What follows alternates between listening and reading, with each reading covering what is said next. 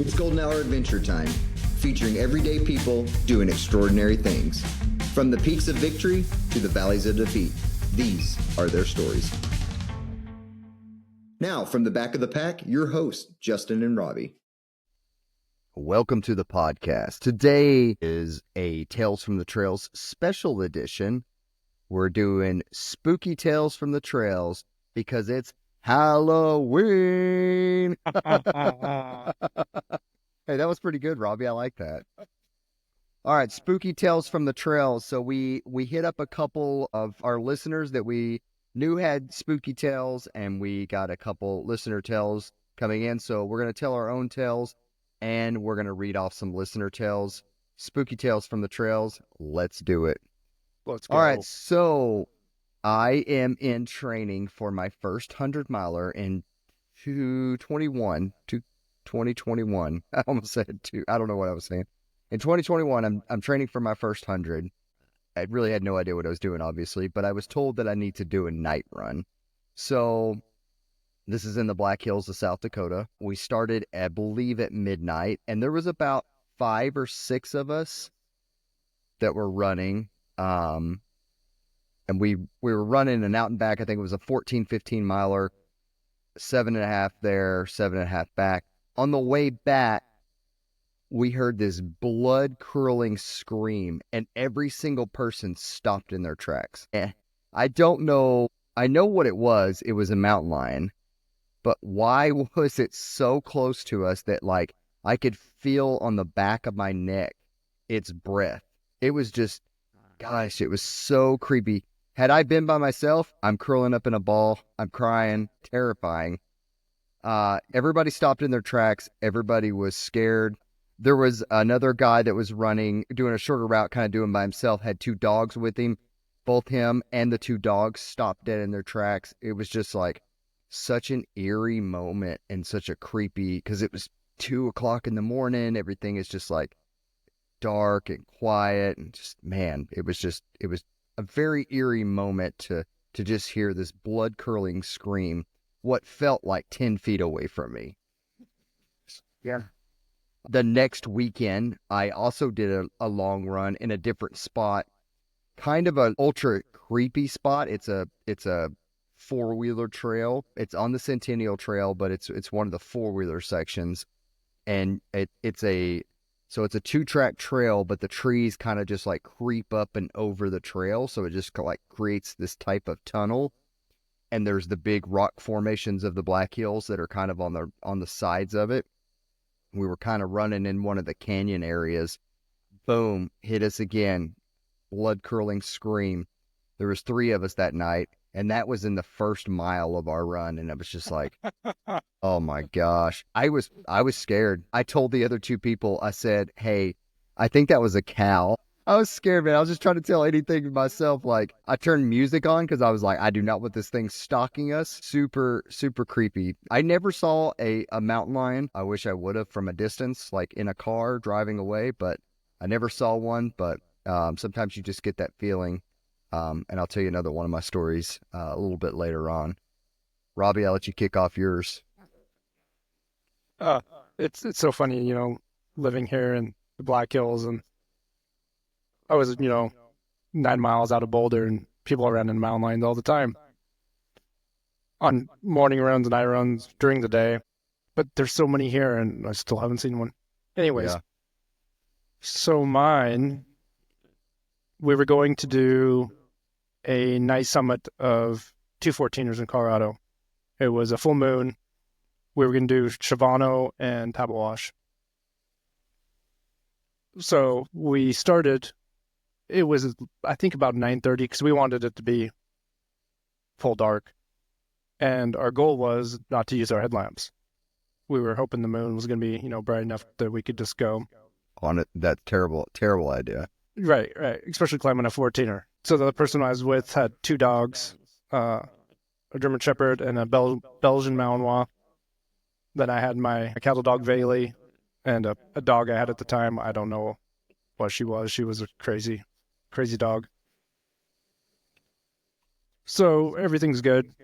We get to the summit, and it was just kind of one of those small summits, and it was windy, and it was dark, of course, and I didn't want to sit up.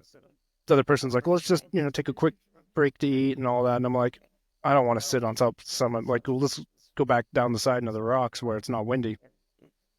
Do our thing. So we're going back down to the trailhead where we were going to spend the night.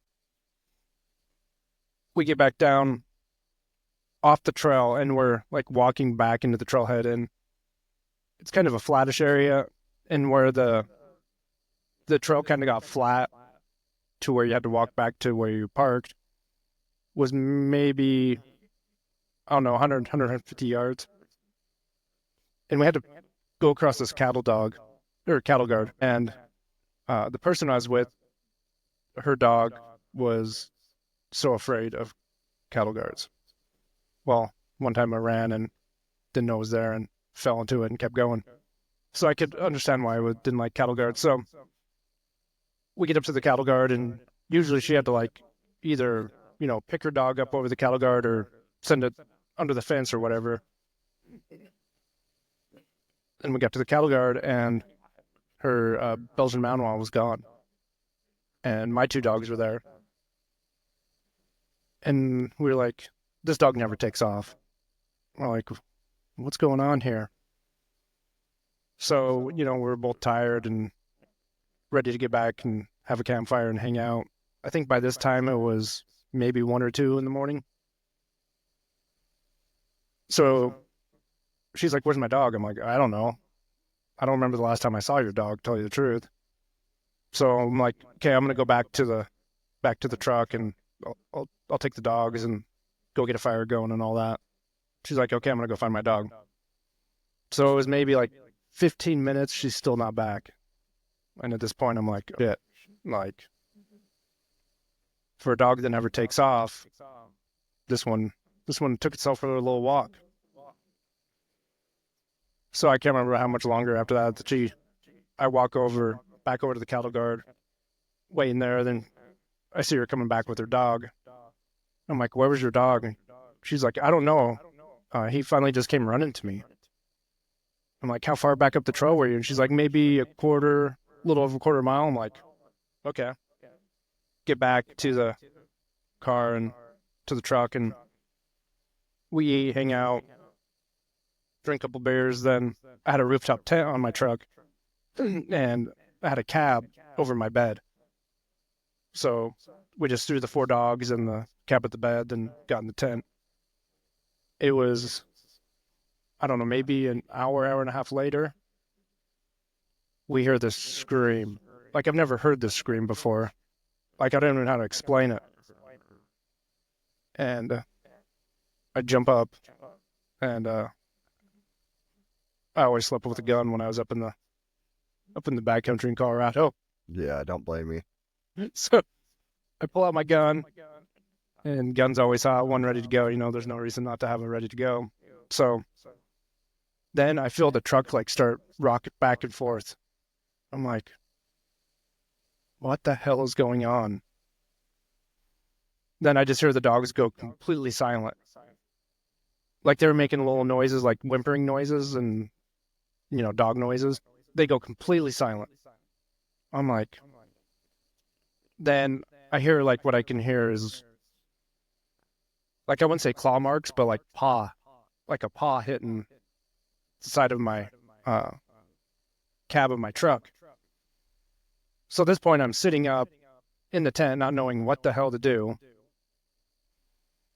Then it lets out another weird scream. Then I feel the truck rock some more. Then I was getting ready to get out of the truck. And she's like, don't get her out of the tent. She's like, don't get out of the tent. I'm like, I want to see what the hell this thing is. And, first thing. That's the last thing you ever hear from somebody. I know, I was like, scary movie, horror movie, like sticking your head out of the tent, then you're gone. So I'm getting ready to hop out. Then I feel the truck shake one more time. So I stop. Then the dogs just start going crazy. Like, when dogs are like at a heightened sense of alarm, they make different noises. Yeah. So they were just barking and making like noises that they were going to war. So it was a few minutes later that it all stopped and didn't feel the truck shake anymore. And I never popped my head out of the tent. Tried to go back to sleep. Couldn't really sleep right. that. Yeah, couldn't really sleep that much. Because in my head, it's like I was thinking like horror movie. I was thinking it was like, or someone that was, through hiking the Colorado Trail, because we were right on the Colorado Trail, and they were having a situation, or you never know, right? You're in the middle of nowhere in the mountains. You just, especially Colorado, you don't know. Someone hallucinating or whatever. Jeez. Then the sun comes up and she's like, I don't dare get out of the tent. I'm like, well, I'll get out of the tent. I go, let the dogs out. I'm like, I'll let your dog out first. So if anything goes awry, your Belgian Malinois will take care of it. So I get out, let the dogs out. Dogs are still pretty shaken up. Like, usually you pop the lid on a topper and put the tailgate down, and dogs are flying out. I had to kind of coerce them out.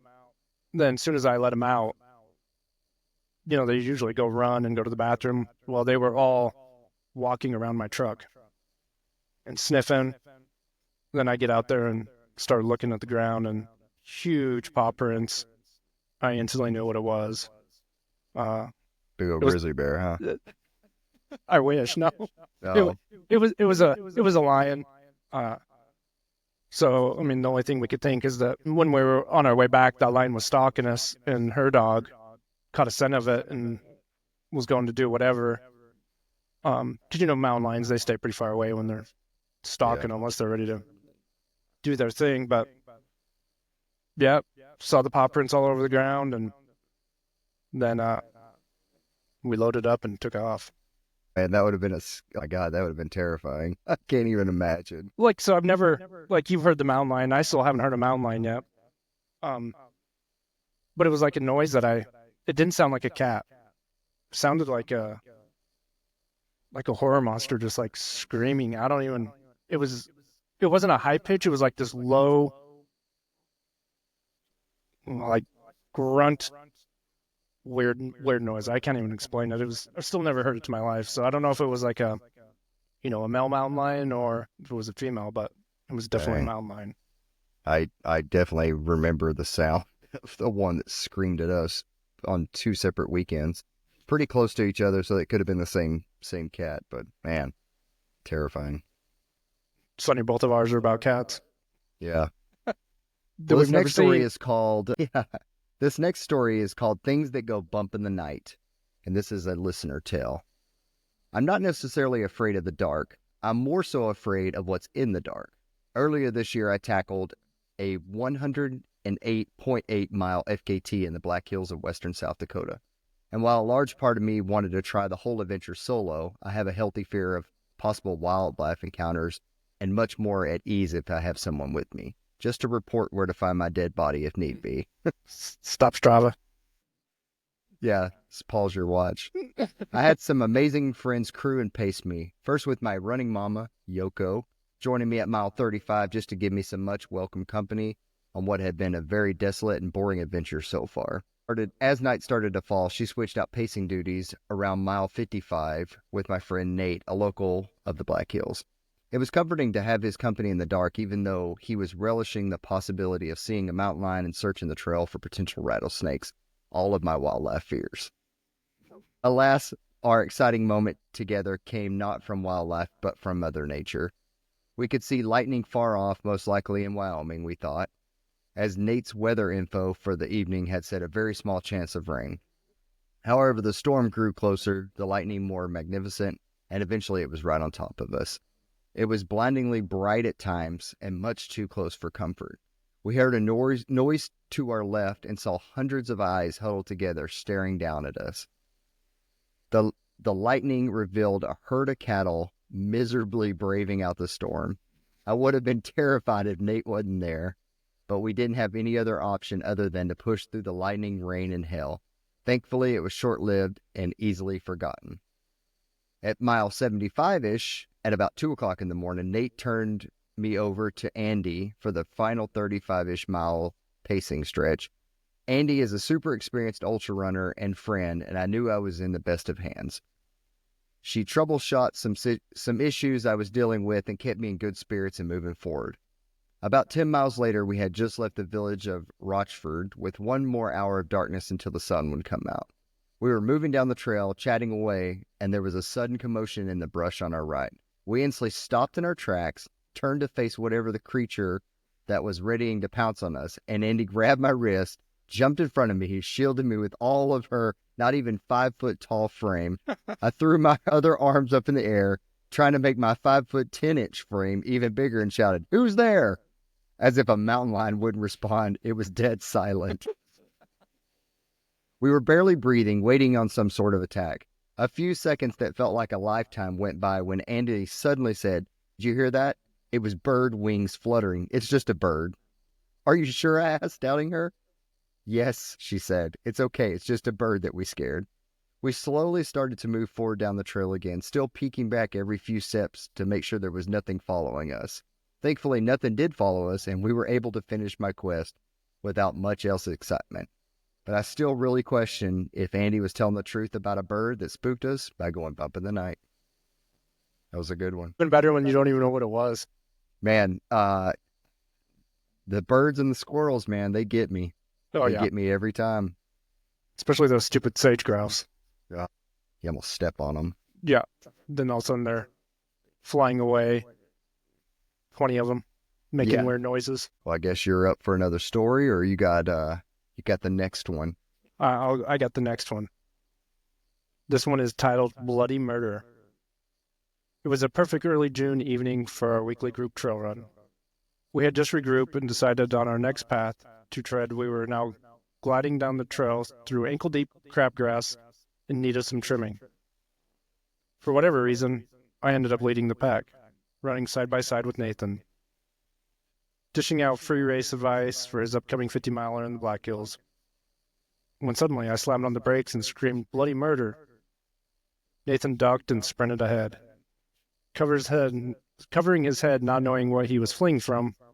All the guys behind me were forced to stop so they wouldn't run me over, but also too afraid of what might be in front of us, that had caused such a shriek.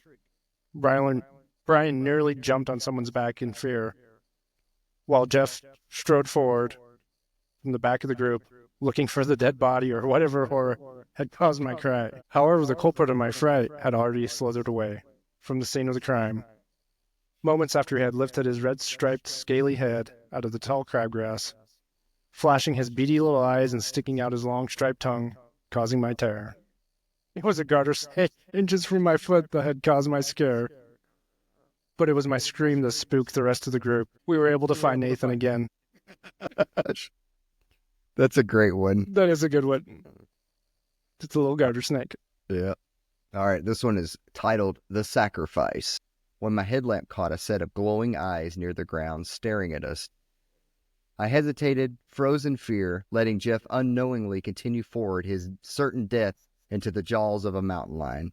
Still striding forward, Jeff gave a dazed and confused glance back at me while I was still frozen in place, willing to sacrifice my exhausted and discombobulated runner to the big cat when its glowing gaze lifted from the ground level, exposing its tawny body. It was a deer.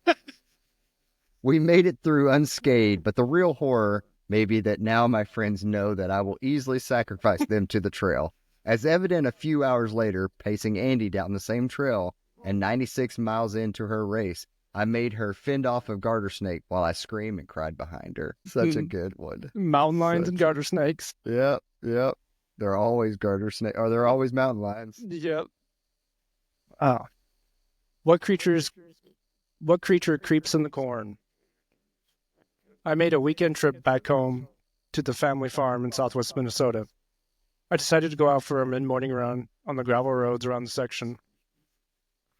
It was late August when the corn had reached its peak, height of 8+ feet, and when running down a narrow minimum maintenance road with walls of corn on either side can feel a bit claustrophobic. I was down to my last mile, nearing home, surrounded by my father's cornfield on my right and the neighbor's cornfield on my left. when I heard a rustle from the neighbor's field. Just the wind? I thought.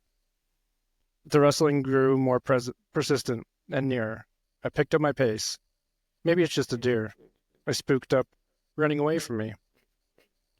But the rustling kept up with me. I turned into a full sprint, striding for the next intersection, which was now a quarter-mile away, hoping to outrun whatever creature was chasing me. But it was full in pursuit of me now. There would be no outrunning it, so I stopped and turned around, ready to take on my pursuer. It wasn't going down without a fight. Facing the sea of corn, I readied myself for the pounce of a mountain lion. Surely, what other large animal would be chasing me in southwest Minnesota? The rustling of the corn leaves grew louder and louder as I waited for the attack. My hair was standing on end. This is it, I thought. And right when the cat was about to strike, a long pink tongue hanging out of its goofy black grin emerged from the corn. It was my neighbor's black lab, who just wanted to join me for a run and was now licking the salt in the fear of my sweaty legs.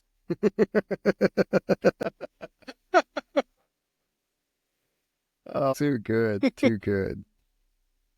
Okay, this one is titled A Ball of Fury. A Ball of Fury. It was a beautiful autumn afternoon for a trail run through the prairie and river bluffs. I was cruising along a prairie section with grass as tall as I am on either side of me when I heard a rustle in the grass next to me on my right.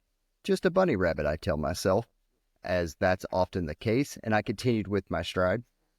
But the rustling was still there, and the next thing I know, something orange and small shoots out from the grass on the right side of me and right in front of me. I look down at my feet, and there's an orange furry ball running stride for stride with me between my feet. I scream, still running. It looks up and screams back at me, still matching my stride between my legs, for a few more meters until it found its opening and shot to the left, back into the grass. I now have a healthy fear for orange squirrels. Oh my gosh. Oh. Those were all submitted from our good friend, Jess Wallach. She's been on the podcast before. She's a longtime listener, an even longer friend. Jess, thanks for submitting those. Hilarious. Those are some good ones. And I can attest to her fear of snakes. And she was with me that night on the mountain lion scream. So, yeah, I've heard Jess scream more than once. Hilarious. Next one. So I live just off of a reservation in southwestern Utah. One of the trails I run a ton is an old dwelling site with a ton of petroglyphs. One morning it was about 3 a.m., looking down in between some rocks. It looked like a person passed between the opening. I thought my mind must be playing games with me since it was so early. I got about a quarter up the trail, and then it sounded like someone was running just behind me, and I could hear heavy breathing. I don't wear headphones, so I knew I wasn't crazy. I made a quick look over my shoulder and was all alone. I picked up my pace a bit to get up the hill and start down to the trailhead, and the sound stayed with me for around 2 more miles. I never looked back again, just figured it wasn't anything trying to hurt me or care if I was there, but wanted me to know it was also there.